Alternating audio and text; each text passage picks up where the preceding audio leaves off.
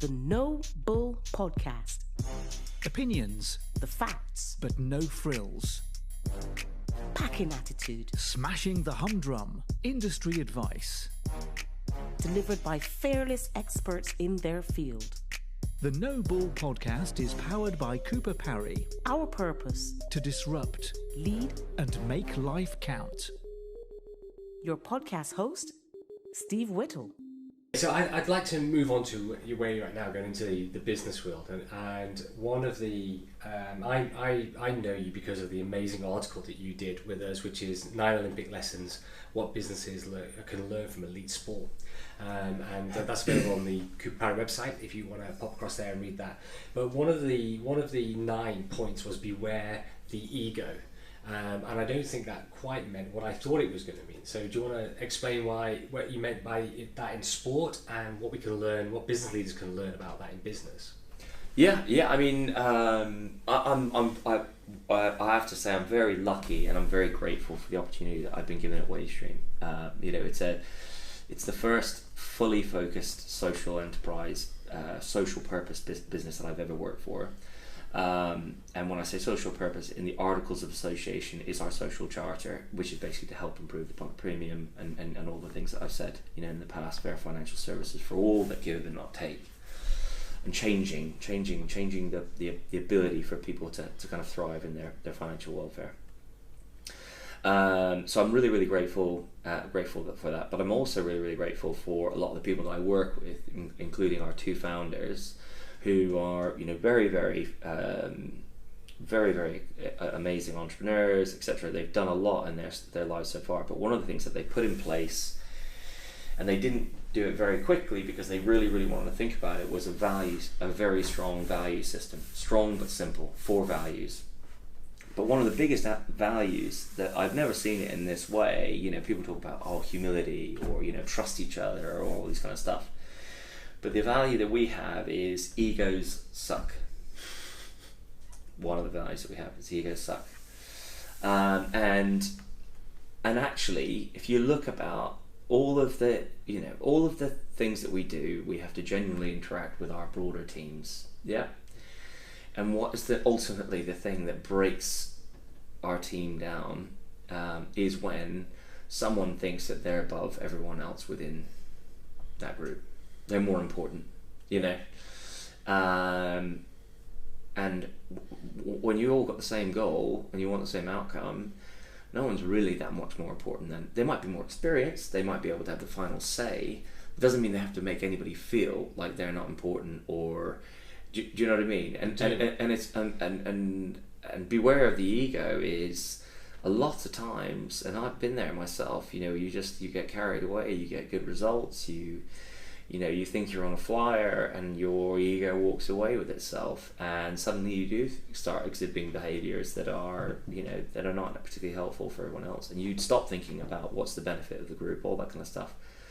And I guess the reason I'm saying it is, in rowing, especially in the 8, there's 9 of you. You're all got to be singing off the same hymn sheet. You're only going to go as fast as the slowest person in the boat. But what was the biggest detractor of our performance all the time was the egos, because that was the thing that created the most stress, because the conflict and the arguments, and I'm not saying having arguments is a bad thing, because it creates a healthy competitive dynamic that you need within a good team. Yeah. But it's just energy that you're wasting, that you don't need to be wasting, that's not going to help you go any faster. So how can business leaders manage that within their businesses? Because it means a lot of them want egos in there to be dynamic and fulfilling their potential for great business wealth, if you like, or if that's what their purpose is. But is it done through recruiting the right people? Is it managing the right people? I mean, how do they create that culture of leave your ego at the door? Well, I think you have to, when you're recruiting people, you have to look at their ability and all those kinds of stuff. But you have to, I think one of the most important things in recruiting the right people is, do their value set align with the company's value set? Because if everyone's values are aligned, then they're all sort of really trying to push towards the same thing, right? Yeah.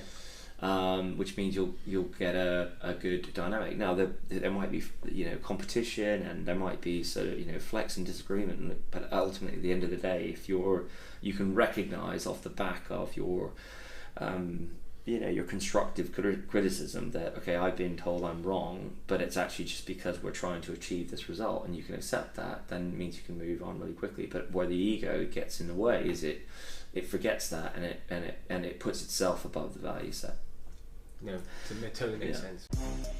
Celebrating rebels. This is the No Bull Podcast. Another one that I thought was really key, I'm looking at the article now, is find a purpose. Now, we spoke a little bit before about purpose, but when we talk about purpose, are we just talking about individual purpose, or is it a group dynamic? What do you mean? For me, like I said, many times in the last 2 years, is I really feel like my purpose is helping people and society, and I have some skills and some experience that's valuable to help others become way better than I could have ever been, whether that was in sport or just within business. But also I'm really passionate about helping people, but I'm also passionate about helping the health of people and so the health of society, because if we don't start looking after it, it's going to be a real problem, right? But the actual functionality of my job on a day-to-day basis is probably similar to very many other jobs in the world, right? I'm in the commercial engine within Wagestream, partnering with amazing businesses, but still a lot of the work that you have to do in sales is pretty hard and mind-numbing, and just high rejection and all that kind of stuff. But what keeps me coming back to the page is Purpose. Yeah, this is going to be worth it if I can just get this one employer to believe, because then that's going to be where we get the scale and the success, because their entire workforce can be able to do this, and then that's going to be able to create, so yeah, that's really good. I mean, a lot of people, the cynics out there will be saying, actually it's just sales driven all the time, but actually if your purpose is beyond that sale, knowing that the value you're going to add to that company's people, their mental health, their well-being, their family's well-being, that whole line as it goes down. I mean, that's a great purpose, right? I love it. Absolutely. Inspiring entrepreneurs. This is the No Bull Podcast. But focus on what fires you up. So is this what makes you excited, about what gets you out of bed in the morning? Is that what you mean by that? So I focus on what fires you up, because a lot of people. So what fires you up is normally what you're good at, not always, but if it's what you're good at, and you're focusing on the thing that gives you the most energy, but you're also going to then do it, it means you're going to get the best outcome. If you're constantly focused on what you're poor at, your weaknesses, we all have to try and improve them. But if you tell someone that they're really bad at something, but you want them to do more of what they're bad at, why are you having that person do that thing?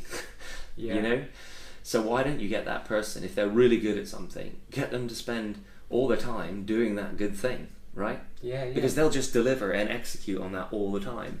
And in a rowing boat, you've got lots of different moving parts, but you've got people who are specialists in different parts, different seats of the boat. And so there's no point in telling me to be, I was a bow specialist setting up the boat, or a 7-man, but there's no point in getting me to sit in the stroke seat, because I'm really bad at that. Yeah, that makes sense. You know what I mean? So put me at 7 or put me at bow. Very good. And what examples have you got of that then in your business world then? So some anecdotal evidence about or a story about how that's worked at Wagestream. Yeah. So Wagestream, we've got a real world problem, not just a countrywide problem. In financial health for society, everybody knows that it's there. Debt is huge within the UK and the US, everywhere. There's 34 million people in the UK that don't have £250 in savings. So the ability to have the liquidity to manage each month is tough, right? Because unexpected costs come within the your personal financial system all the time. Yeah. And so then you have this huge proportion of society, that's nearly 50% of our country, that basically end up going into debt. And then the cost of them for help of any of their financial shocks to their system is exponentially more expensive, and it kind of can start to unravel. And then there's another massive challenge in the UK that, has anyone here ever heard of financial education as a GCSE, right? So we have professional organisations that train up people to become chartered accountants, because they are the finance professionals within a business, to run the business. And what's one of the most important things within a business is free cash flow. We all hear about liquidity, right? And they spend years doing that training, but we then expect society to not be able to make those same decisions running their own personal household that a business would need to make. I get that. And then we don't want to give them any financial education. So what we can do as a Wagestream, really cool interactive app, partner with employers, and we can give people live financial coaching in their hand 24/7. So when you do have to make a financial decision, you're actually getting the right piece of information to be able to empower you to make the right choice. And we can do that on a scale and at a cost that nobody else can do. So we're improving the financial health of society, and we're fixing that 34 million people that don't have 250 quid in savings. One of the biggest government initiatives in the UK, people don't understand this, is they know that that's a problem. So they want anybody that can help get 250 quid in people's savings account to be able to have that to deal with the unexpected costs and shocks to the system. So we do that as well. No, that is amazing, and you're right. I mean, a quick analogy for me would be, we stopped teaching home economics at school, and then loads of people now don't know how to bake a cake, and they don't know how to do all those things, right? Exactly, so if we brought back home ec and we brought back financial education, people would be better with their money and they'd be better baking cakes. I know I've simplified everything there, but you're right. Celebrating rebels. This is the No Bull Podcast. But what I'd really like to know is, if we took your app, we took it into businesses, and we got more of our teams looking after their financial wealth through, I think I'm using the right terms there. Health. And my financial health. They're looking after their financial health, not wealth. If we got people looking after their financial health better, what's the benefit, first of all, to the individuals, and then to the employer? So financial stress, like everyone knows, when you are stressing about money, it's on your mind 24/7. So it has the biggest impact on mental health, poor mental health. When you're financially stressed, you will not necessarily be able to do and afford the things that are physically beneficial to you. You exit societal, positive societal things because you can't afford to do them, etc., etc. And at work, your productivity goes down. You start looking for other jobs because you want to get paid better, and then the motivation of your workforce is really low. So by improving the financial health of your workforce, and you can't just pay people more all the time, right? It doesn't work. As in, I'm sure businesses would pay people more if they had the capacity. But what you can do is you can provide an alternative that will improve their financial well-being, which is Wagestream. No, I agree. I see people who I think have got great, well-paid jobs, but they've taken a second job, and they can only work a second job or a third job for so long before they break down, and then the employer is going to suffer at some point. They're going to have to recruit more and so on. But no, I'm with you. Gosh. Inspiring entrepreneurs. This is the No Bull Podcast.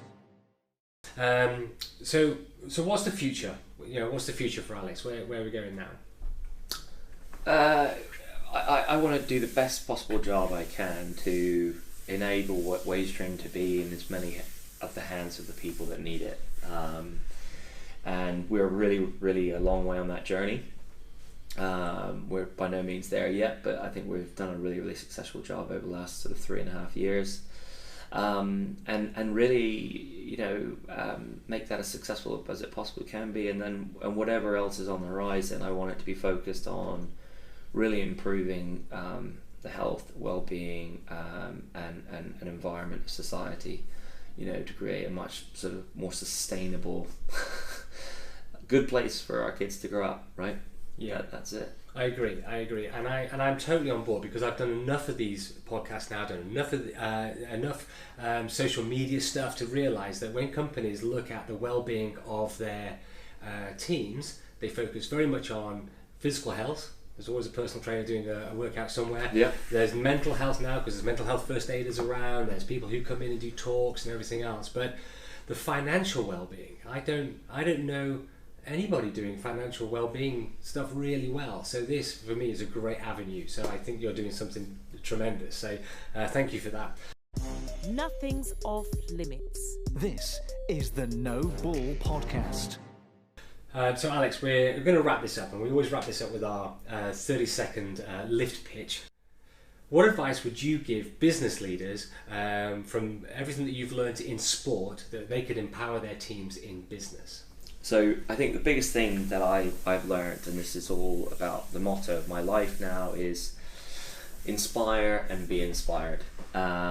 Because when I was rowing, for a long time I thought in my career as an athlete, what I'm doing really doesn't matter in life. Like, it doesn't matter to society.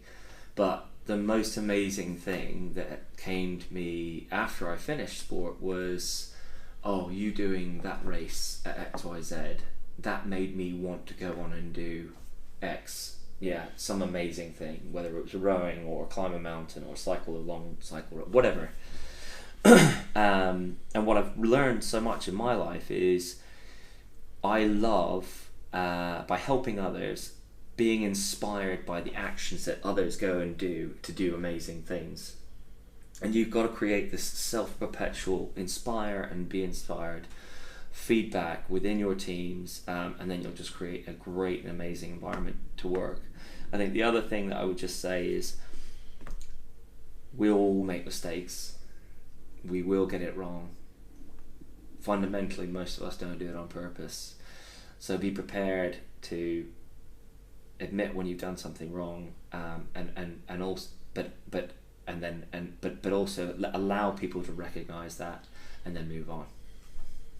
Fantastic. No, absolutely. I'm loving that perpetual loop of being inspired and inspiring, and that. Yeah, that's great. You guys just get on that. Thank you, Alex, so much for joining us on the No Bull podcast. I think the gems that you've shared are going to be fantastic for our business leaders and our listeners, and especially those people who are just fans of rowing. So thank you for taking the time, especially when you've had 3 weeks on the sun. The first thing you did when you came back was came up to see us. So thank you very much, and I look forward to seeing what happens next with you in your business career. Thank you very much, Steve. Thanks for having me, and best of luck to No Bull and Cooper Parry. At Cooper Parry, we love feedback. Tell us what you'd like to hear. Go to cooperparry.com/podcast. The No Bull Podcast is powered by Cooper Parry. The Rebels of Accountancy.